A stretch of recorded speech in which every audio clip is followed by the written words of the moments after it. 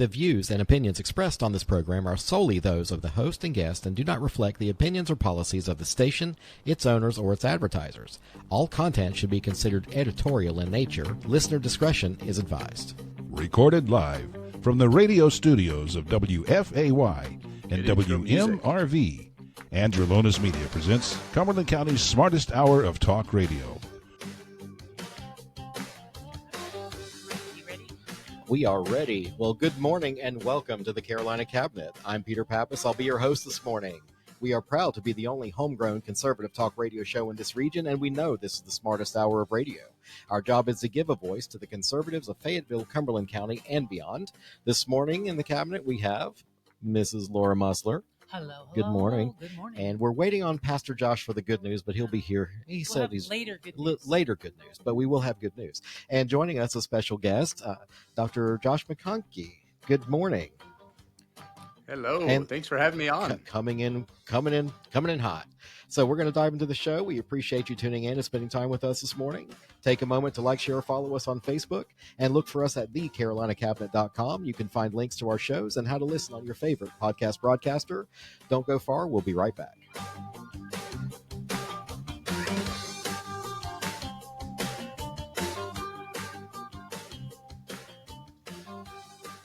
The cancel culture is not welcome here. You're listening to the Conservative Carolina Cabinet, Eastern North Carolina's most offensive talk show to the freeloading left. And welcome back to the Cabinet. Little short intermission there since Pastor Josh didn't jump in with the good news yet, but we'll squeeze him in. So I'm just going to say Dr. Josh because I don't want to hack up your last name. So we got fine. Pastor So- Josh and Dr. Josh. do what? There we go. Yeah, we do. Pastor We're going to have Josh Pastor and Josh and Dr. Dr. Josh. That's very. I wonder if he's Dr. Pastor Josh though. I think he is. I know. Did- Oh, no, I think he now got I'm all his confused. I PhD have in the blonde humanities roots. or I have something. blonde Okay, roots. That's okay. too much- Let's just too not. much information for Pastor Doctor. Okay. It almost reminds me of Spies Like Us. Doctor. me. Yeah, Doctor. Great movie. Good. Glad I'm not sick. Okay, so in the last week, Laura, you want to go first? You want me to go first? What you been up to? The GOP. Yes. I came up with a fantastic idea, and it worked out really, really well. We partnered with the Cumberland County Democrats. Gasp. Oh my gosh, yes. Oh my gosh. You Traitor, talked to traitor. Democrats? Yes. Okay. And we had 2 forums this weekend for all of the districts that have primaries, and it was a really great format. Mhm. Unfortunately, several of the candidates said they were going to show up and then didn't. But Well, let's go ahead and notate the incumbents for, let's see, what was it? There is no incumbent in District 1. that's correct. But then we had District, was it 2? District 2. okay. Now Malik had COVID. Supposedly had COVID. Yeah. There is no supposed. We believe him I because don't- he called the night. He at least called the night Okay. before and said he would do it from home. Okay. via All right. Fine. the So space. Laura always is going to give people grace. She has the most emotional intelligence of anybody I've met recently. She's always the benefit of the doubt. Right. That's why we love you. And we believe Um, all politicians, don't we? To me, it's like, look, cut off the hippie crap and get your butt in here with a mask and let's go because you're running for office. You don't have a choice. But okay, so he was absent, and then was it District 7 and 8 Yeah. we did on No, we did I can't- 1 and 8. I think 1 and yeah that was yesterday. yesterday. Yeah. Yes. Okay. And yeah. Yeah, well, there was no incumbent in District 1, but District 8 does have an incumbent who did not show up. I don't know if she sent her regards. No message. Oh, no. No, District that was 8, that. No, there is District no 8, there incumbent. no Yeah, District 8. all right. That's District 7. 7 Seven. has the incumbent. Yes. There were haven't- there were other events that she chose to be at after Right. saying that she was coming to ours. Right. Well, look, and so you did all the hard work of setting it up. Well, Then- no. I had a team of members. Yes, you did. That I cannot take the credit. The Democrats that helped, Simone Pemberton helped. We all worked together very, very well. Mhm. So I didn't do anything. We had a team. Okay. There is no I in team. Okay. That's right. Well, and then I shoehorned myself in You like did. Thursday night. I was like, hey, I want to moderate. Only because I was on call and I was like, because I was going to do it. And I was on call and I was like, well, if I get a phone call, I got to go. So, so I got to, I had the pleasure of moderating. I really enjoyed that. Maybe a little too much. But so Superfluous. I was using big words, superfluous and stuff like that. I just killed. Yeah, I did pretty well in the SATs, I guess, Dr. Josh. So, I felt like a little adversarial goes a long way to get these guys to get down to the point. Answer the yes, question, because it's all the political ease that they, spew out, and you're like, what did you just say? When there's a local city council candidate running and they want to invoke the evils of this administration, fascist. It's like, wait a minute, sir, you're running for city council. I don't think whatever President Trump is doing is going to impact the stormwater cleanup in your neighborhood or the new corridor that needs to have commercial development. So there was that one interruption, and I think I just restated the question because they were kind of going off the beaten path a little bit. It's funny because everybody turned around and looked at me because when he started talking about that, no.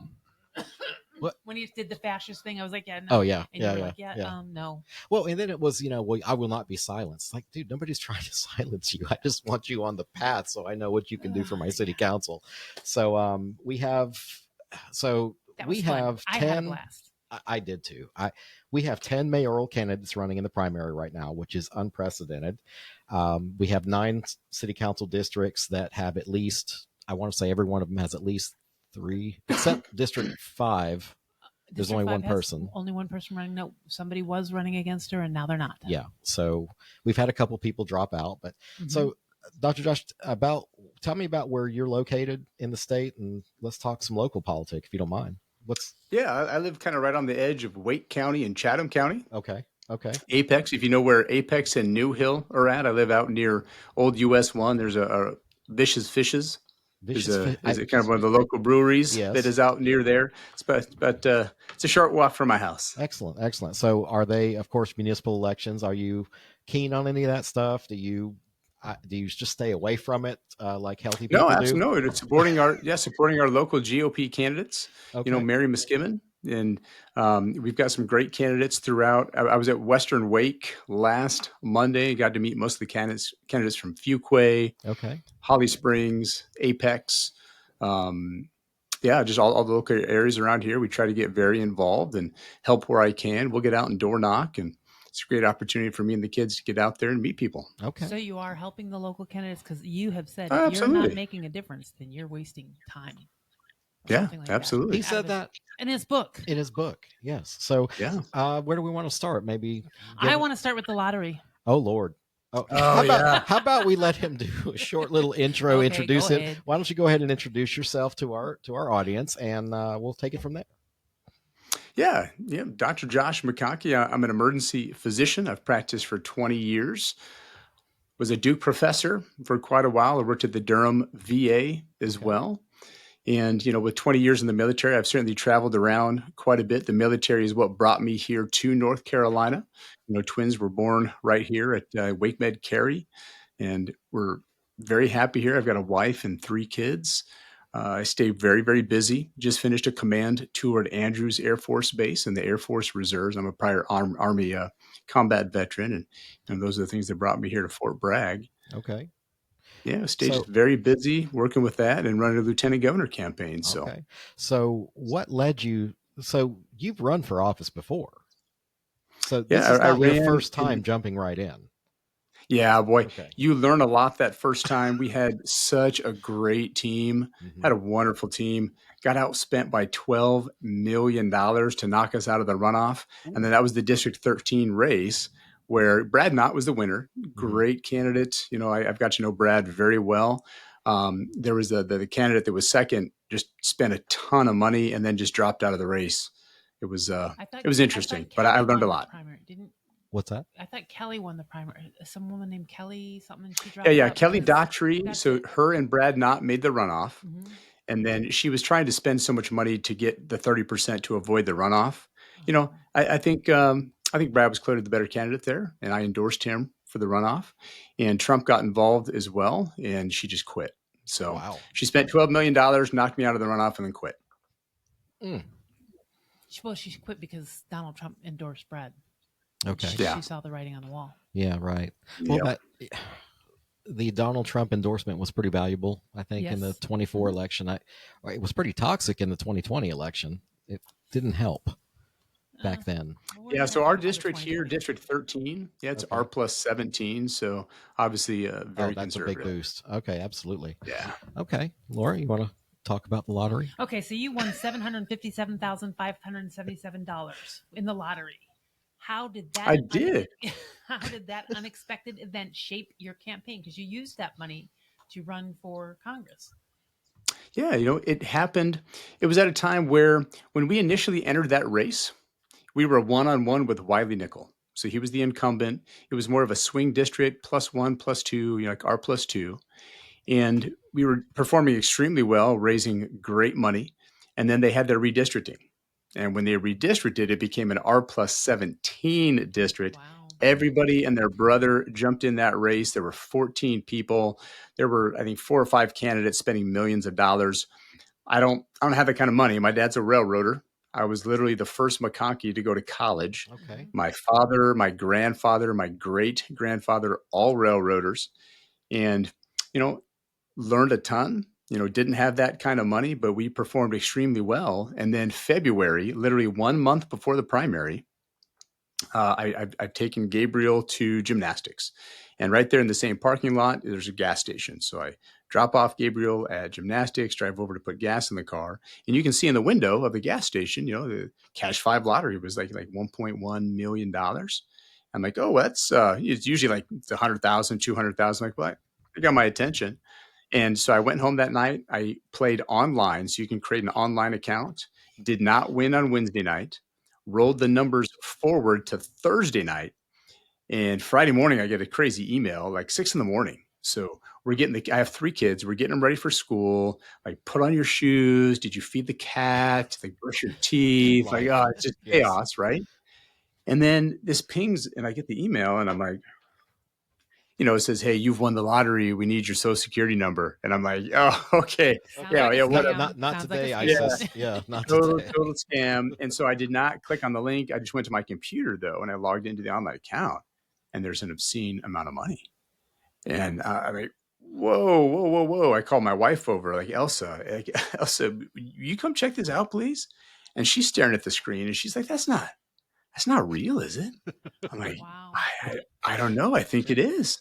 And so, ended up, filled out some of that online. And then they emailed me an hour later. They're like, hey, be here at 9 a.m. And I showed up, and there's the bulletproof glass, and I fill out this piece of paper, and they look at it, and then they turn around and go to the little red bat phone, like, hey, the online lottery winner's here. I'm like, whoa. Is this real? Like, are you serious? So the only catch was somebody else had the numbers too. So we had to split it. It was $1.5 million. Nice. And, for me, I really felt that it was just really some divine intervention because, number one, we got a ton of earned media from all over the world with that. But when you understand the whole story, if you go 4 years before that, I owned a freestanding emergency department in Texas. And the CEO was a nasty, evil human being. There was embezzling money. There was Medicare law violations. So I reported him to the FBI and the Texas Department of Insurance. He had first offered me a $3.4 million bribe. I told him to shove it up his rear end. I'm a colonel in the United States Air Force. I will not compromise my integrity for a penny. So he met the one dude on planet Earth who would turn down $3.4 million. And I find out that he'd been sued in multiple businesses before, and he just gave people money, buyouts, non-disclosure agreements. He just found the one guy that wouldn't do that. And long story short, he just punished me. I tried to bankrupt the company. COVID hit. I couldn't get a court date. And then he threatened my family. And we literally moved overseas to Australia for a year. I'm boarded in Australasia as well in emergency medicine. And the FBI were like, it's crazy. It's COVID. He hasn't done anything yet. We're not going to press charges. So there's a whole chapter in the book. I believe it's chapter 8, Nightmares Are Dreams Too.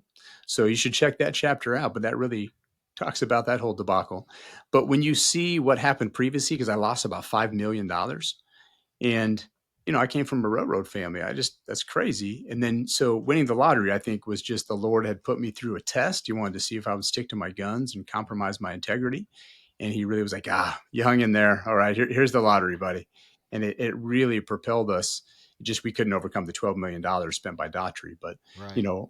It's done great things. We started a nonprofit organization as well. The Weight Behind the Spear Foundation have raised a ton of money for Western North Carolina. We partnered with Samaritan's Purse, got to meet Edward Graham and make a contribution there. So we've done some wonderful things with that money. The Lord works in mysterious ways, and I feel very blessed. Wow. Well, I'm taken aback. That's a heck of a story. It's crazy. Read the chapter in the book. It's mind-boggling. He's just an evil guy. You mentioned your book, but you didn't tell us what the title is. And I do happen to know that you were nominated for a Nobel Prize. No, we have Pulitzer nominated for the Pulitzer Prize. The Pulitzer Prize in nonfiction, and the 2025 Teller Award. Yeah. So the 2025 Telly Award, that was for an appearance on the Kim Sorrell show. I've got that back. If you can see it, I guess if I move the camera over a little bit, you can see it over the shoulder here. Yeah. I put that one in there because that's kind of cool. I've never had a piece of hardware like that before. So, that, and it won the Nonfiction Authors Association, which was cool because that's really like your peers of fellow nonfiction authors. So that, and the Independent Press Award, there were several different awards. People really enjoy the message of that book, Be the Weight Behind the Spear. It's my personal leadership ethos. I've had the opportunity to work with special operations, and you work with individuals that are the tip of the spear. These are individuals jumping out of helicopters, taking out bin Laden, rescuing the Thai children in 2018, that Thai soccer team that was stranded in the caves in 2018. One of my PJs, one of my special operators actually was in on that rescue. So the thing that you realize with these individuals, that they're amazing, but they all have incredible confidence and a weight behind that tip of the spear. So that's what sets America apart and makes us just the great nation that we are. It's our people. It's teachers, coaches, volunteers, and families. That is the weight behind the spear. And that's what makes the tip of that spear so sharp and so effective. And the more people that realize that, the more people that engage their own communities, get out there, make a difference, volunteer, teach, coach, volunteer in your church. North Carolina needs you. Get out there and volunteer. Absolutely. So that's the whole purpose of the book. Okay. So when did the book get published? So the book was at the end of 2023. Okay. The audiobook I released on September 11th of 2024. Okay. So that's been just over a year. And we've just been very fortunate. It's done well. How long, I mean, from like genesis of the idea to getting the book completed and submitted, how long did that process take? It was probably a good year and a half, being a first-time author, knowing nothing about publishing, not knowing how to send a query, not knowing how to approach publishers. I just had this book idea and the manuscript. As an emergency physician, I have seen the changes in this country and just the poor policy decisions. If you just talk about something like COVID, or you take an entire generation of Americans during the most formative years of their life and you shut them out of church, you shut them out of school, you shut them out of their community.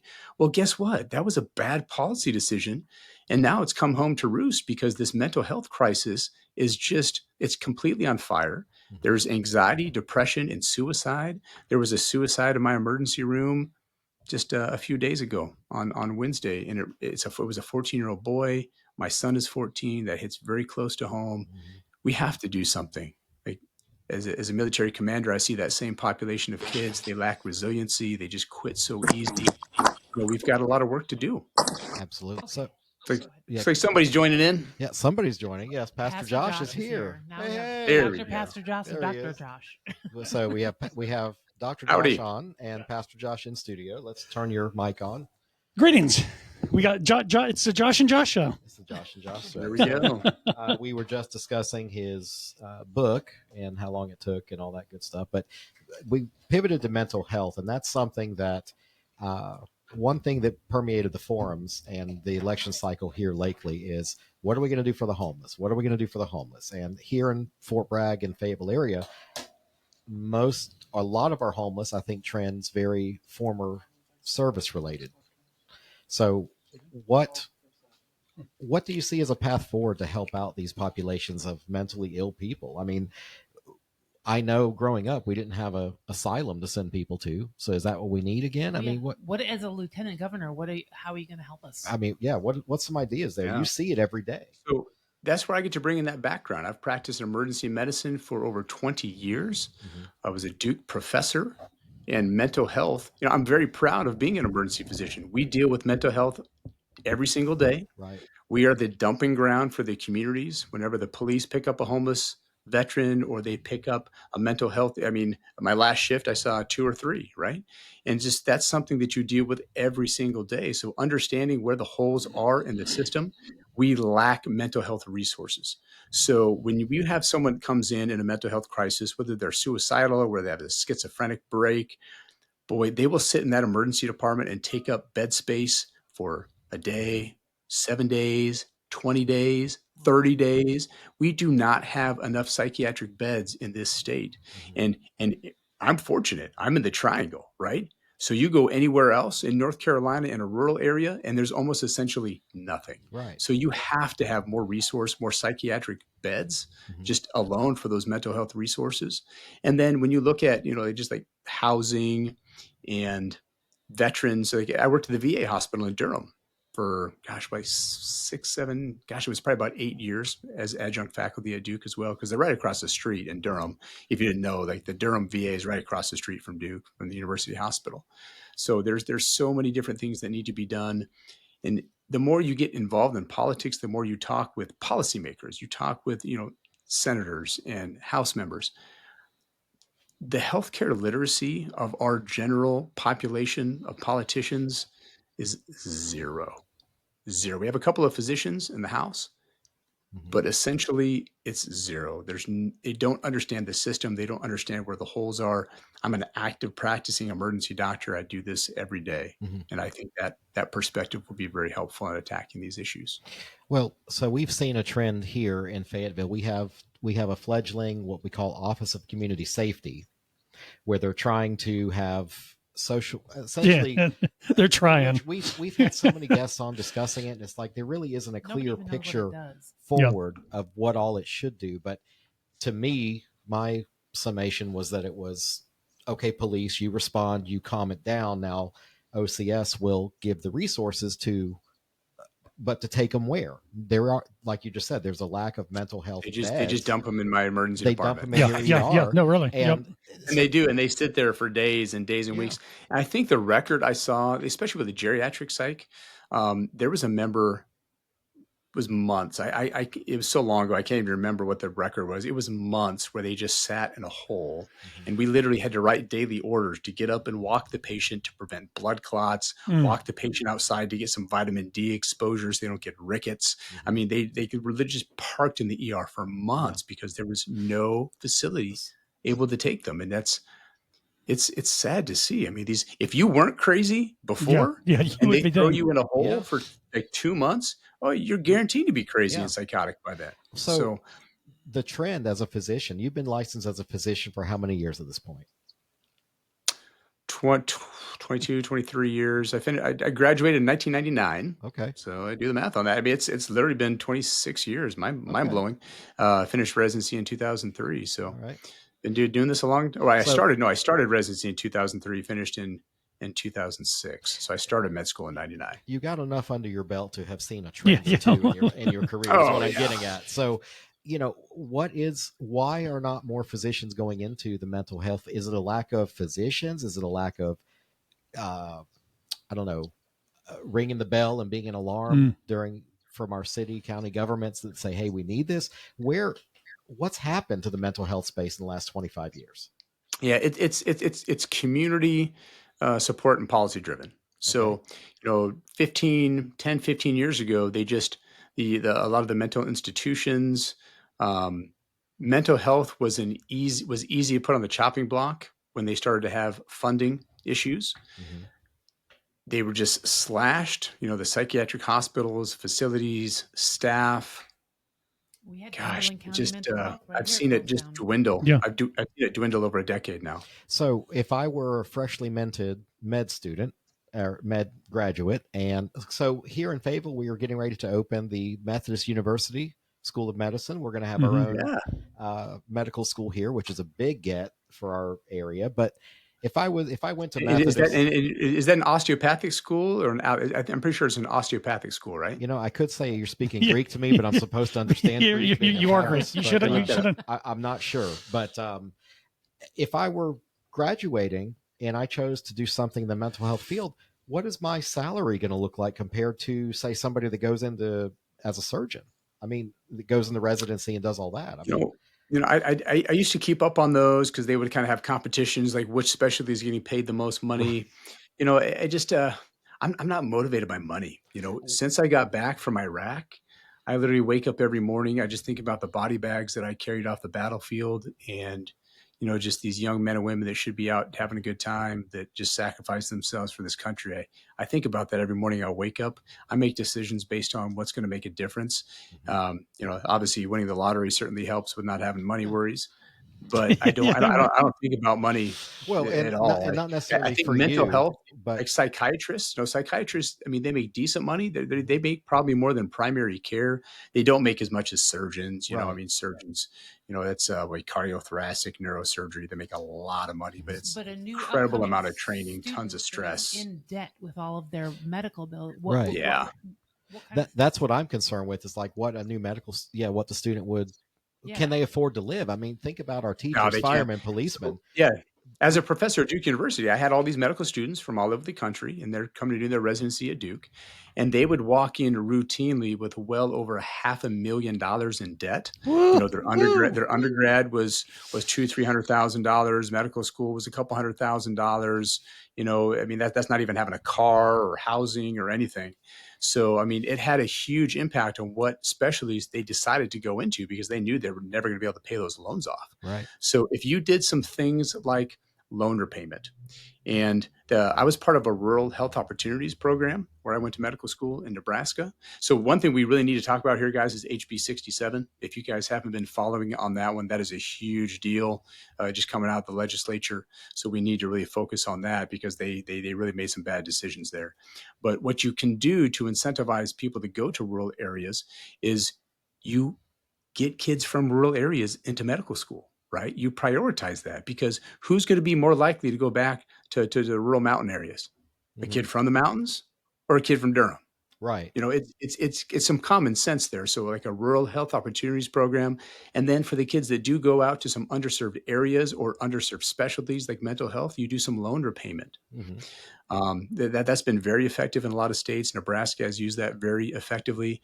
HB 67, what they did to address that issue, and I understand they wanted to drop some of the residency requirements because previously foreign physicians had to do an American residency, which I have practiced overseas. I have been a professor overseas at Flinders University in Adelaide, Australia. I've worked with residents from all over the globe. And on the whole, the foreign medical training is not the same as the United States. It's not, period. So changing the residency requirements had some concerns there. But where they crossed the line was they dropped the U.S. medical licensing exam completely. Oh, wow. So if you are a foreign medical grad from anywhere on planet Earth, you can not take the same medical license exam that every doctor in America passes, and you can just go to a rural area and just like throw up a shingle and go to town as a primary care specialist. Right. So the problem with that is that number one, you've told rural areas that they don't matter as much, so the standards don't apply to them. And then number two, with 100% certainty, every single foreign medical graduate knows that if you ever want to practice in the United States, you have to take the USMLE. When you have hard charging, like in New Zealand, Australia, when you have some hard charging individuals, they want to go to residency in the States, they all know you take the USMLE, so you keep the door open. Now, if you're not taking the USMLE, it's either because you don't ever plan on practicing in the United States or you can't pass it. Right. Yeah. Plain and simple. So that for me, when you lower that standard, you have now set the new standard. And you're telling rural North Carolina, the standards don't apply for you guys. You guys can just have anybody in off the street. It's very, very concerning. And I hate to be overly critical, but there was no reason at all to drop the medical licensing exam. Who's lobbying for such a change, though? I mean, that is a very I have scary reached out thing. to several legislators. I have not received a response back. If you're following on this, It's a very, very hot button topic. Is a huge hot potato that now they've realized they made a mistake and nobody will talk about it. So they're just hoping that it blows over for the next legislative session. But we're not letting that one go away. So they literally just removed that USMLE. It's insane. Where is it in the terms of being passed? Or It's been. I mean, from what I'm reading, it's been passed, right? Oh, they passed it. It's done back in July. And is that to say, just because I was reading up on it while you were speaking, is that to say that, say we have a doctor that comes in from any other nation, they've passed their national medical thing there, can they actually legally practice here? Now they can. Now, that's what you're saying, right? Yeah, that's what I was saying. So, and I can tell you, I have been overseas. I've taught physicians from overseas. There's wonderful physicians. Yeah. That overseas medical license exam is not the same standard as the United States medical license exam, period. Yep. Because every foreign graduate knows that if you want to go to the U.S., you have to take that test. Well, so if they didn't, it's because they can't pass it or they have no intent of going to the U.S. I know, because I've done quite a bit of missionary work literally around the world, and I know doctors in foreign countries that couldn't pass in the United States, so they took whatever in this other nation because they couldn't do it here, and so they went and did it there, and they're able to practice in wherever, Haiti, Dominican Republic, India, you know. But that's nothing against foreign medical graduates. Oh, not at all. I love to work with them. I teach them. But it's a standard. Yes. You cannot change the standard, because once you lower that standard, now you've set the new standard. Yeah. And it's not the same for Raleigh. So you're telling people in Raleigh, oh, your doctors can pass the USMLE, the medical licensing exam. Oh, but if you're rural, they don't have to pass it. That's insane. So basically, I'm still in shock, to be honest. Yeah. It's like a double layer of hurt for the people that need doctors. Yeah. Like, well, they're desperate for doctors. They already lack lack the resources. Yeah. They lack, so now you're just telling them, oh, we just lowered the standards for you guys too. Like that was not the correct answer. No.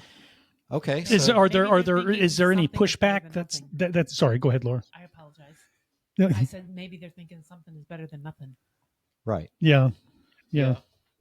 Is there, Dr. Josh, is there any pushback now? I mean, how does that work from a logistics standpoint? They want to roll this back and not do it. Do they have to wait till the next session to actually can it, or what? They're having a session to come in and do some overrides of Governor Stein, and whether they address it or not is yet to be seen. I guess we'll find out. I think a lot of them are just hoping that people forget, and then they'll just punch it off to another session, or just hope people forget about it. But it's not going to happen. I'm not going to let them do that. Yeah. Wow. So I mean, that's definitely. I mean, I knew about this, but just hearing it from his perspective. Yeah. When you actually think about it and put some common sense on it, it's very concerning. Like you just ignore the standard completely. They don't have to pass the test. Don't worry about it. Yeah, that's a silly. Well, that's just silly. So anecdotally, what are you doing? I've heard from my own physician, the one I've had since 15 years old, primary care guy. His children went to med school, and they had to compete against foreign medical grads. Yes. Getting into residencies and stuff like that. So. And I know it's an issue. But and again, I agree letting with them go forth and practice. Yeah, I agree with Dr. Josh. It's one of those things where it's not to say that by any means that foreign students that they don't have to work. But what it is saying is that the standard that we had until now is no longer a standard for individuals who want to practice in these rural areas, and that's just. So meanwhile, you have hardworking Americans. But if you're an American doctor, you still have to pass that test. Right. Yeah. Wow. It doesn't make sense. It doesn't pass the sniff test. No, not at all.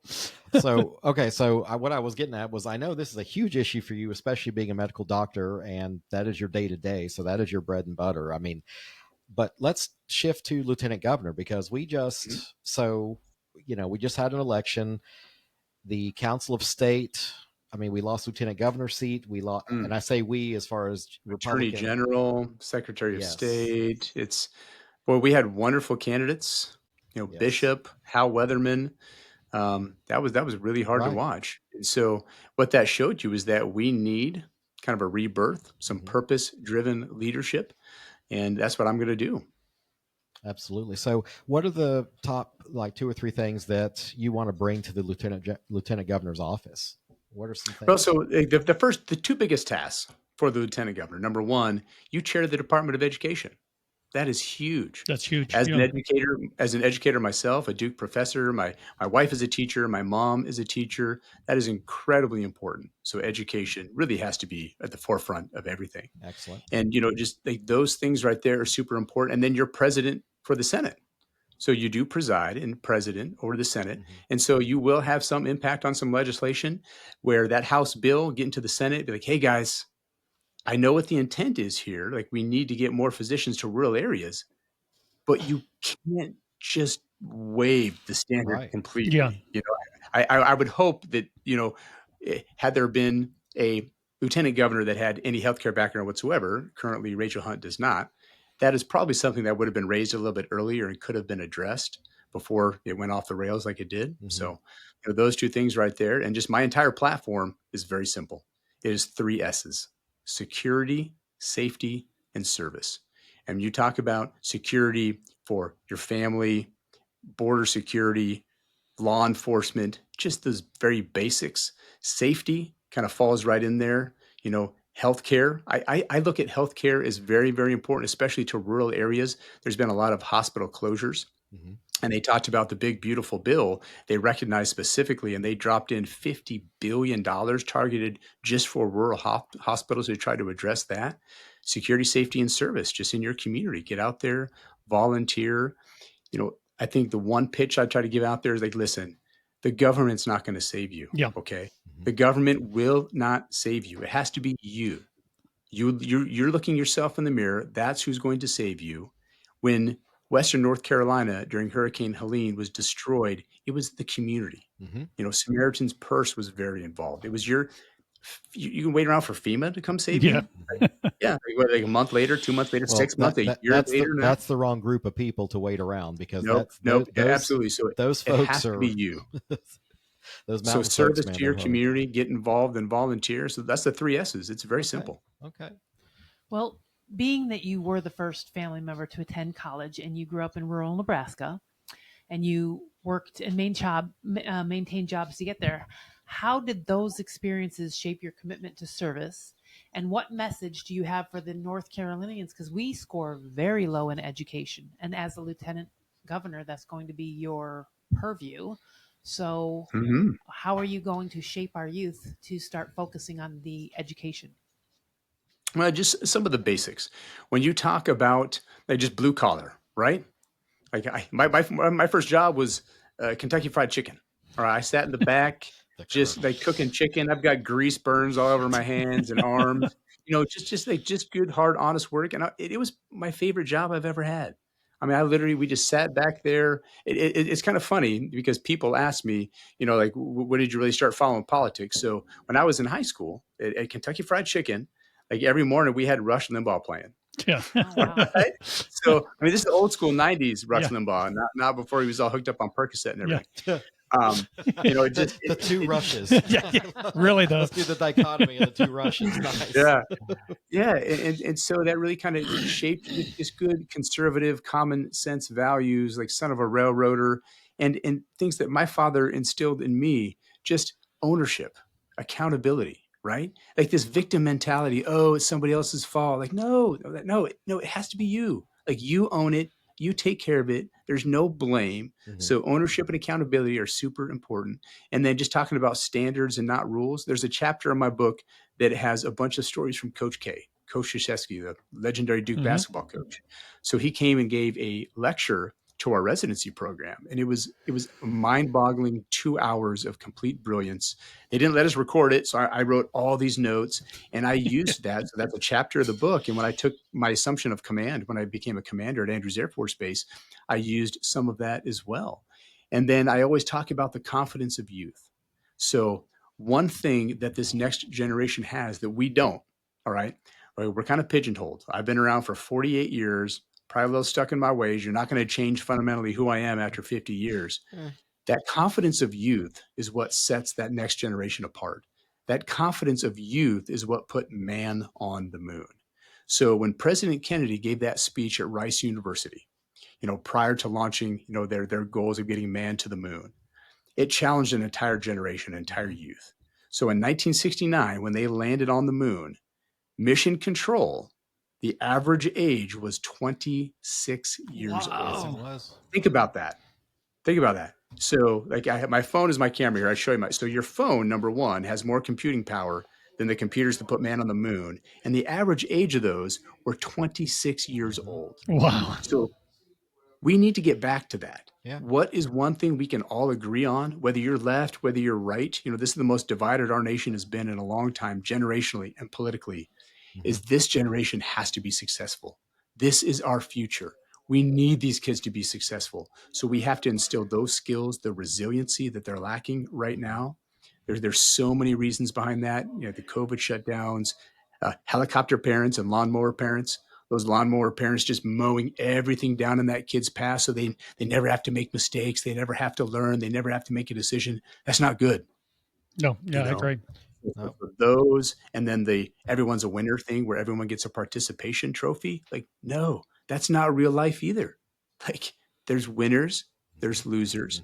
Losing doesn't have to be bad. If you learn from it and adjust fire, you learn from your mistakes. So there's so many things that we can work on here in the state of North Carolina with this younger population. I could probably talk for an hour or two on those issues. Read the book. I got it all in there. Read the book. Read the book. I like that. So, Yeah. so Laura, what's next? Laura, you're my interrogator, man. Right, Yeah. it's exactly. I told you I get the gotcha questions. So, okay, in your book, you say amid unprecedented political and generational divides, one consensus emerges: equipping future leaders with essential skills is paramount. Okay, so what's one practical way that the state can equip young leaders right now, especially outside of the major metro areas? So school choice, giving parents control over their children's education. Because when you see some of the left turns a lot of public school systems have taken, it's like these indoctrination programs and just things have gotten, we have to have successful public education in North Carolina. We will not survive without successful public education. I'm a public school kid myself. And so holding schools accountable, parental choice, I think is a huge part of that. And we've made that step here in North Carolina. We have to continue with that. And as you hold those schools accountable and parents get those decisions and they get that oversight, I think you'll see things move back to the direction of holding kids accountable. Because public school, my mom and my wife are teachers. So my mom, just before she retired, was so upset the last probably 5 or 6 years of her career. This is public school. She could not fail a child. She was in high school. Yep. She couldn't. They wouldn't let her fail. Yep. So if they didn't show up, if they did absolutely nothing, I mean nothing, like zero, nothing, she could not fail them. So when you don't have the accountability at the end of the day, these kids are lost. They don't have the leadership skills. They don't have resiliency. All of these issues kind of stem from public school issues and lack of accountability from very young ages. And the more you institute those, the younger they are, the better results you're going to get. So, no kid is a lost kid. We have lots of work to do. I'm not saying that 20-year-old kids are just screwed and there's nothing we can do about it. But we need more involvement from community leaders, business leaders, parents, coaches, being those mentors for these kids. Because if they're not successful, we all fail, guys. Yeah. Like this is a team sport. We're And all we the all same fail. boat, man. Let's all row the same way. That's right. So, Laura, you got time for one more. Okay. Being that you're running for lieutenant governor, a lot of focus is when we talk about education, it is a lot of it's focused on the colleges.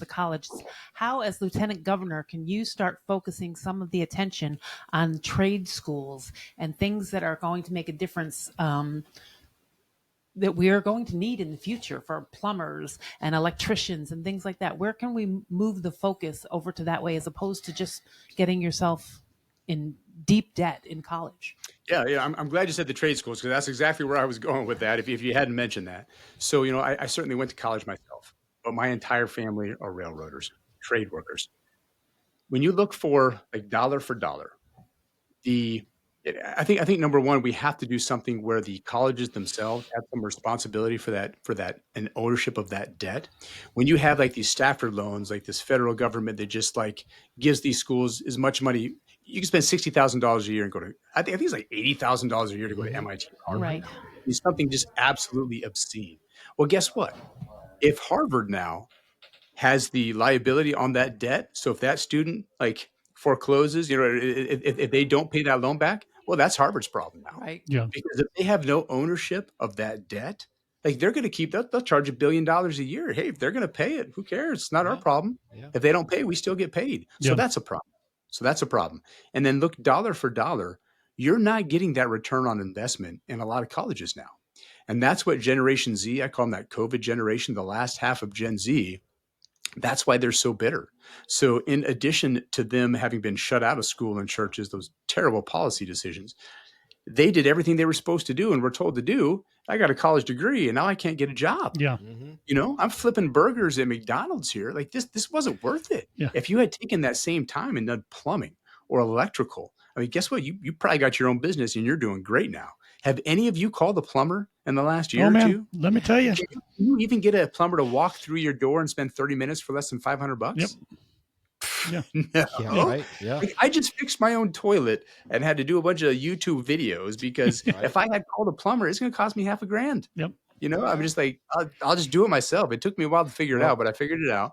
And, these trades are incredibly lucrative. You can own your own business. That's what America is about. And so college isn't for everybody. And just there's that hyper focus on that.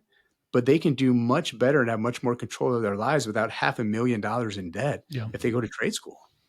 Well, if you got $500 for a toilet repair, give me a call. I got a guy. But you got a guy in Raleigh. I got wait a minute. I got YouTube. I'm on my way. It's an emergency. You're paying that, and then like whatever it is per hour, it's at least $300 an hour. Or something. I might can get that knocked down to $350.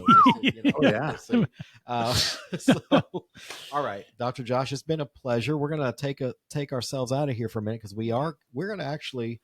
I just texted, and hopefully we're going to go live with the Longleaf Pines Realtors down at City Council. Nice. Yay. They're trying to make a show because and we have some good news. We have a city councilman that is bagging on the realtors. So a bunch of realtors got together and we're all wearing T-shirts down there and saying, no, we're realtors. So you better not forget us. But thanks for having me on the show, guys. It was a pleasure. You can actually learn more, like join my team. This is a team sport. If you go to StrongerNC.com, we're stronger together, StrongerNC.com.